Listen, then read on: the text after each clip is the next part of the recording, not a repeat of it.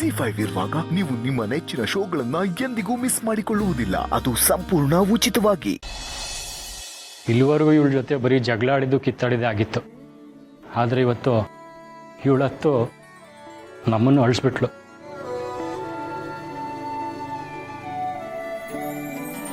ಪ್ರತಿ ಹೆಣ್ಣಿಗೂ ತನ್ನ ತವ್ರ ಮನೆ ಹಿರಿಮೆ ಗೊತ್ತಾಗುವಂಥ ದಿನ ಇದು. ಇಷ್ಟು ವರ್ಷ ಇಲ್ಲೇ ಇದ್ರೂ ನಾನು ಈ ಮನೆನ ಇಷ್ಟೊಂದು ಹಚ್ಕೊಂಡಿದ್ನ ಅಂತ ಗೊತ್ತೇ ಇರಲ್ಲ. ಅದೇ ಈ ಮನೆ ಬಿಟ್ಟು ಇನ್ನೊಂದು ಮನೆಗೆ ಸೊಸೆಯಾಗಿ ಹೋದಾಗ ತಾನು ಹುಟ್ಟಿ ಬೆಳೆದಿದ್ದ ಮನೆಗೆ ಇನ್ನು ಮುಂದೆ ಜೀವನ ಪೂರ್ತಿ ನಾನು ಅತಿಥಿಯಾಗಿ ಬರಬೇಕು ಅಂತ ನೆನೆಸ್ಕೊಂಡ್ರೆ ಯಾವ ಹೆಣ್ಣಿಗಾಗ್ಲಿ ಕಣ್ಣೀರು ಬರುತ್ತೆ. ನಿಮ್ಮ ಮಾತು ನಿಜ. ನಾನು ಈ ಮನೆನ ಇಷ್ಟೊಂದು ಪ್ರೀತಿ ಮಾಡ್ತೀನಿ ಅಂತ ಇವತ್ತವರೆಗೂ ಗೊತ್ತೇ ಇರಲಿಲ್ಲ. ಇಷ್ಟು ಬೇಗ ಮದುವೆ ಬೇಡವಾಗಿತ್ತೇನೋ. ಇನ್ನೊಂದು ಸ್ವಲ್ಪ ವರ್ಷ ಈ ಮನೆಯಲ್ಲೇ ಇರಬೇಕು ಅಂತ ಅನ್ನಿಸ್ತಾ ಇದೆ.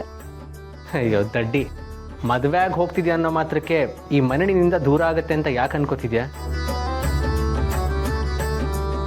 ಮದುವೆ ಆದ್ಮೇಲೆ ನಿನ್ನ ಗಂಡನ್ನ ಕರ್ಕೊಂಡು ಈ ಮನೇಲಿ ಎಷ್ಟು ದಿನ ಇರಬೇಕು ಅನ್ಸುತ್ತೋ ಅಷ್ಟು ದಿನ ಇದ್ಬಿಡಿ.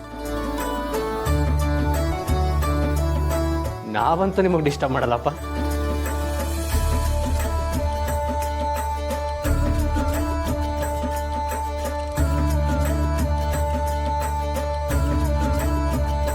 ನಿಮ್ಮ ತಂಗಿ ಮದುವೆಗೆ ಅಂತ ನೀವು ತಂದಿರೋ ಉಡುಗೊರೆ ಇದು.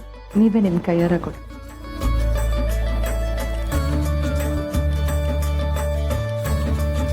ಮದುವೆಗೆ ಅಂತ ನಮ್ಮ ಕಡೆ ಒಂದು ಸಣ್ಣ ಹುಡುಗರೆ.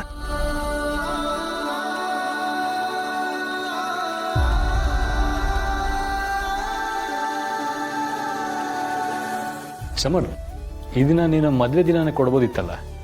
ಇಲ್ಲ ಸರ್, ಮದುವೆಗೆ ದೊಡ್ಡ ದೊಡ್ಡ ಶ್ರೀಮಂತರೆಲ್ಲ ಬಂದಿರ್ತಾರೆ. ಅವರು ತುಂಬ ಗಿಫ್ಟ್ಗಳನ್ನ ಕೊಡ್ತಿರ್ತಾರೆ. ಅವ್ರು ಕೊಡೋ ಗಿಫ್ಟ್ಗಳ ಮಧ್ಯೆ ನನ್ನ ಗಿಫ್ಟ್ ಎಲ್ಲೂ ಕಳೆದೋಗ್ಬಾರ್ದು ಅಂತ ಈಗಲೇ ಕೊಡ್ತಾ ಇದ್ದೀನಿ ಅಷ್ಟೇ. ಓಹೋ, ಈಗ ಲಾಜಿಕ್ಕು. ಆಗ್ಬೋದು.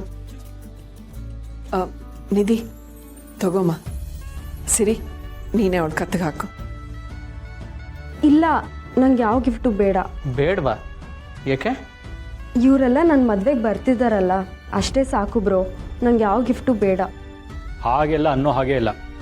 ನಾನು ಅಭಿ ಗಿಫ್ಟ್ ಕೊಟ್ಟರೆ ತೊಗೊಳಲ್ವ ನೀನು? ತೊಗೊಳೋದೇನೋ ಕಿತ್ಕೋತೀಯ.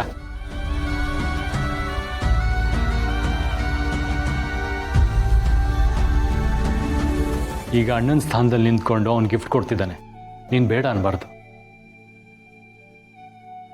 ಹೌದು ನಿಧಿ, ಇದನ್ನು ಹುಡುಗರೆ ಅನ್ಕೋಬೇಡ, ಅಣ್ಣನ ಆಶೀರ್ವಾದ ಅನ್ಕೋ. ನೀನು ಅವನ ಕೈಗೆ ಕಂಕಣ ಕಟ್ಟಿದ್ಯಾ. ಈ ಅರ್ಶನದ ದಾರ ಆ ಚಿನ್ನಕ್ಕಿಂತ ಬೆಲೆ ಬಾಳೋ ಅಂಥದ್ದು. ಹಾಗಿರುವಾಗ ನೀನು ಅವನಿಂದ ಉಡುಗೊರೆ ತಗೊಂಡ್ರೆ ತಪ್ಪೇನೂ ಇಲ್ಲ. ತಗೋ. ನಿಧಿ, ತುಂಬ ಅಂಗಡಿಗಳನ್ನ ಸುತ್ತಿ ಈ ಚೈನ್ನ ಸೆಲೆಕ್ಟ್ ಮಾಡಿದ್ದೀವಿ. ನಿನಗಿದು ಇಷ್ಟ ಆಗುತ್ತೋ ಇಲ್ವೋ ಗೊತ್ತಿಲ್ಲ, ಆದರೆ ಇದನ್ನ ನೀನು ಹಾಕ್ಕೊಂಡ್ರೆ ತುಂಬ ಚೆನ್ನಾಗಿ ಕಾಣಿಸ್ತೀಯ ಅನ್ನೋ ನಂಬಿಕೆ ಅಂತೂ ನನಗಿದೆ.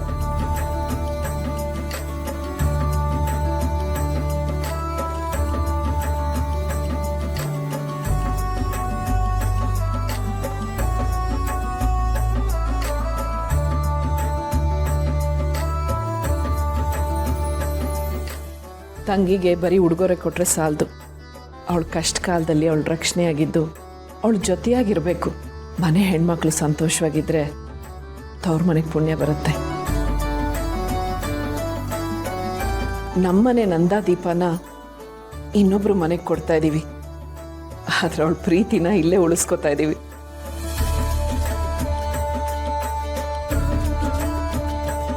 ಆ ಪ್ರೀತಿನೇ ಈ ಮನೆಗೆ ಬೆಳಕಾಗಿರುತ್ತೆ.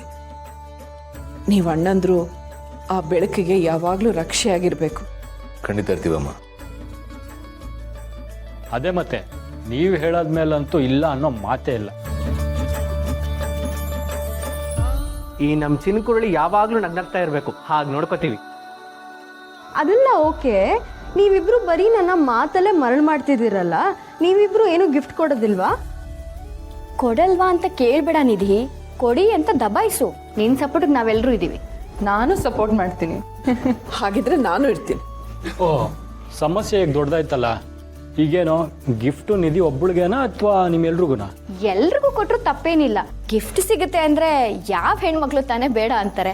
ಹೋಗ್ಲಿಕ್ಕೇನಾ ಉಡುಗೊರೆನಾ ಬೇಡ ಅನ್ನೋ ಹೆಣ್ಣು ಇಡೀ ಭೂಮಿ ಮೇಲೆ ಹುಟ್ಟಿಲ್ಲ.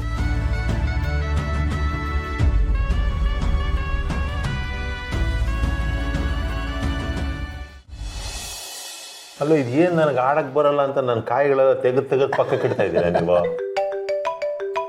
ಅನ್ಕೊಂಡೆ ಇದೇ ಆಗತ್ತೆ ಅಂತ.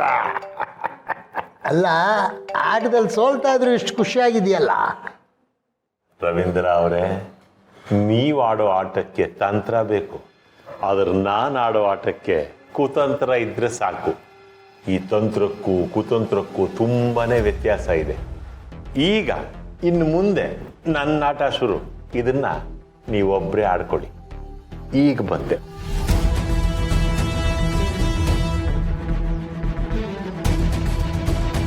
ಹಲೋ, ಎಲ್ಲಿದ್ದೀರಾ ನೀವು? ಇಲ್ಲೆಲ್ಲೂ ಕಾಣ್ತಾ ಇಲ್ಲ. ಕಾಣಕ್ ನಾನು ಅಲ್ಲಿಗೆ ಬಂದಿದ್ದಿರ್ತಾನೆ ಮೇಡಮ್. ನನ್ನ ಮನೆಯಲ್ಲೇ ಬಿಟ್ಟು ಹೋಗಿದ್ದಾರೆ. ಓಹೋ, ಯಾಕೆ? ಇಂಥ ಶುಭ ಕಾರ್ಯಗಳಲ್ಲಿ ನೀವು ಇರಬಾರ್ದು ಅಂತನಾ? ಅಲ್ಲ, ಆ ಮನೆಯವರು ನಿಮ್ಮನ್ನ ಅಷ್ಟೊಂದು ನೆಗ್ಲೆಕ್ಟ್ ಮಾಡ್ತಿದ್ದಾರೆ, ಆದರೂ ನಿಮ್ಗೇನು ಅನ್ಸೋದೇ ಇಲ್ವಾ? ಅನ್ಸತ್ತೆ ಮೇಡಮ್, ಆದ್ರೆ ಅನ್ಸಿದ್ದೆಲ್ಲ ಮಾಡಕ್ಕಾಗಲ್ವೇ? ಅನ್ಸದನ್ನ ಮಾಡೋಕ್ಕಾಗಲಿಲ್ಲ ಅಂದ್ರು ಕಡೆ ಪಕ್ಷ ನಾನು ಹೇಳಿದ್ದನ್ನ ಮಾಡ್ತೀರಾ ಅಲ್ವಾ? ಖಂಡಿತವಾಗ್ಲೂ ಮಾಡ್ತೀನಿ ಮೇಡಮ್. ನೀವು ಹೇಳಿದ ಕೆಲಸ ಮಾಡಿದ್ರೆ ತಾನೇ ನನಗೂ ಒಂದಷ್ಟು ಪೇಮೆಂಟು ಅಂತ ಆಗೋದು. ಏನು ಮಾಡ್ಬೇಕು ಹೇಳಿ ಮೇಡಮ್? ನೋಡು, ಆ ದತ್ತನ ಮನೆಯವರು ಇನ್ನು ಮುಂದೆ ನಮ್ಮ ಮನೇಲಿ ನಡೆಯೋ ಯಾವ ಕಾರ್ಯಗಳಲ್ಲೂ ಭಾಗವಹಿಸಬಾರ್ದು. ನಮ್ಮ ಮನೆ ಸಂತೋಷದಲ್ಲಿ ಅವರು ಭಾಗಿಯಾಗಬಾರ್ದು. ನನ್ನ ಮಗಳ ಮದುವೆಯಲ್ಲಿ ಅವರ ನಗು ಕಾಣಬಾರ್ದು. ನೀನೇನು ಮಾಡ್ತೀಯೋ ಗೊತ್ತಿಲ್ಲ. ನಿನಗೆಷ್ಟು ದುಡ್ಡು ಬೇಕೋ ಅಷ್ಟು ದುಡ್ಡನ್ನು ನಾನು ಕಳಿಸ್ತೀನಿ, ಆದರೆ ಅವರು ಇಲ್ಲಿರಬಾರ್ದು.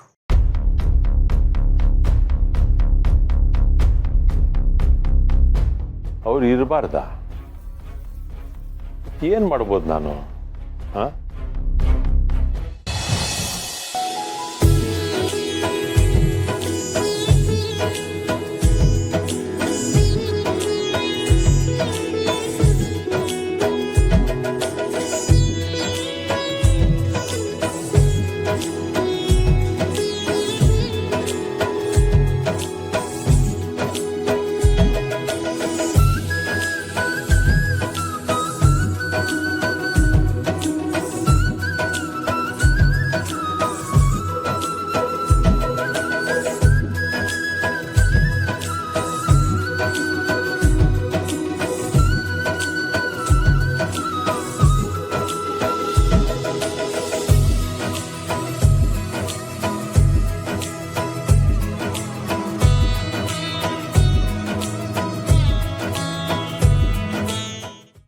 ZEE5 ಆಪ್ ಡೌನ್ಲೋಡ್ ಮಾಡಿ ಎಲ್ಲಾ ಸಂಚಿಕೆಗಳನ್ನು ಸಂಪೂರ್ಣ ಉಚಿತವಾಗಿ ನೋಡಿ.